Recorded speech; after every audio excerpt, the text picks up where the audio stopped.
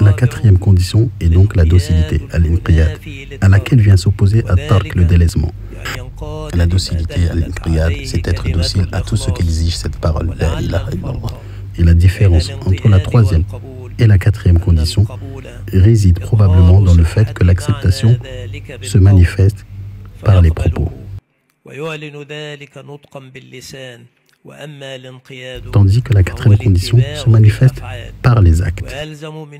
Et de la fusion de ces deux conditions s'ensuivra al-ittiba, le suivi. Donc la docilité, al-inqiyad, c'est se soumettre et obéir sans contester le moindre précepte religieux.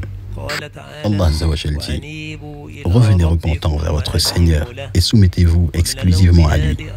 Être docile au message avec lequel est venu le prophète sallallahu alayhi wa sallam suppose aussi que la personne approuve ce message et le mette en pratique tel qu'il est, sans ajout ni diminution et sans rien en contester.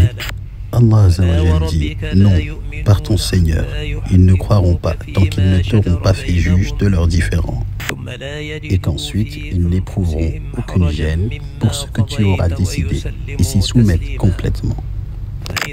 En conclusion, connaître le sens de la ilaha illallah revient à remplir la première condition. Être convaincu du bien fondé de cette parole, c'est remplir la deuxième condition. Accepter cette parole, c'est remplir la troisième condition. Pourtant, cette parole ne saurait être profitable si l'individu n'est pas docile, obéissant et soumis à elle, ou s'il ne met pas en pratique ce qu'elle implique.